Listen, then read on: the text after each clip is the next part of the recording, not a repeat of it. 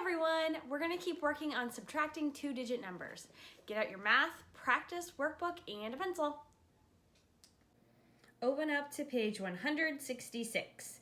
There's a 1 in the hundreds place, a 6 in the tens place, and a 6 in the ones place. Find number 5 on page 166. It says number sense. Write a related addition equation for the subtraction equation below. 57 minus 10 equals 47. Since it says related addition equation, I know that it wants me to think about the fact family. In this fact family, 57 is the greatest number,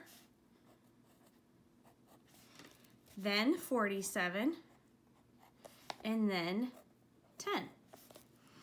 I know when I subtract, 57 is always going to be the biggest number. So 57 minus 10 equals 47.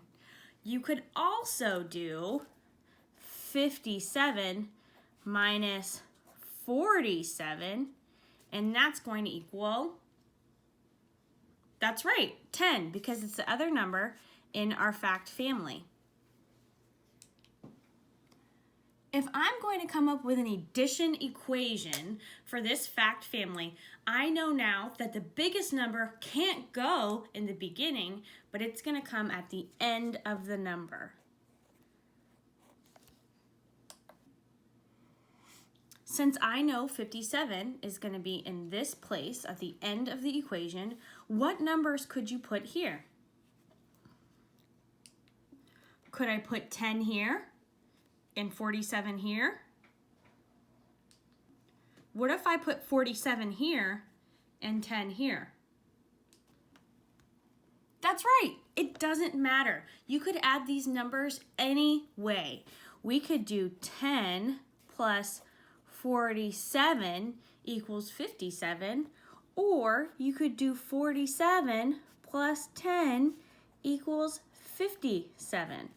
The important thing to remember that is in a fact family, when you're adding, the biggest number comes at the end, and when you're subtracting, the biggest number comes at the beginning.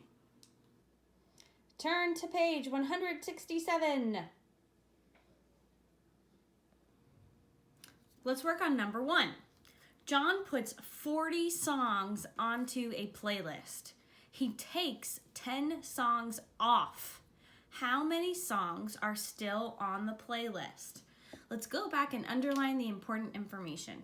So John puts 40 songs onto the playlist. He's adding them. Then he takes 10 songs off. He's subtracting. The question wants to know how many are still on the playlist. So it's wanting to know how many songs are still on the playlist. I started by making a number line. I started at 40. Since 40 is the biggest number in this problem, I put it to the right of the number line. It wants us to take 10 songs off. I know I'm going to subtract, so my number is going to get smaller. I could do 10 marks on my number line and jump back 10 times, but instead I'm just going to count by tens and do one giant 10 jump all the way back. 10 less than 40 is 30. 30 songs. Number 2, Tammy sees 24 ants. 10 ants go into an anthill. How many ants are left? So Tammy sees 24, that's important, but then 10 go into an anthill. They left. That lets me know we're going to need to subtract. I'm going to show you how to subtract using a tens and ones T-chart. You can see I have my T for tens, my O for ones. I drew a line down the middle and then crossed it off at the top. I crossed it down here and I added my subtraction sign. Now I can add my numbers. Remember, when you subtract, your biggest number goes first. It's how you need to begin. So I put 24 at the top for the ants that Tammy saw at first. We know that 10 of those ants went back into the anthill, so we need to subtract them. When you use a 10 and 1s t-chart, you always start with the ones column first. So 4 minus 0 is still going to be 4. Next, we move to the tens column.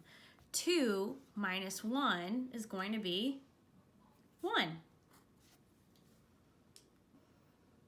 24 minus 10 is 14 ants.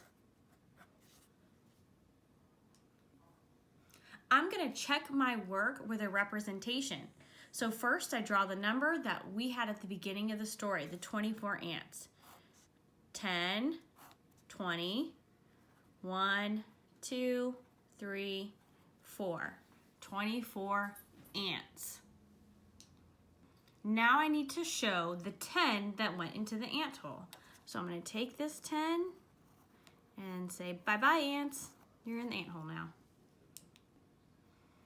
We can see what's left in our representation.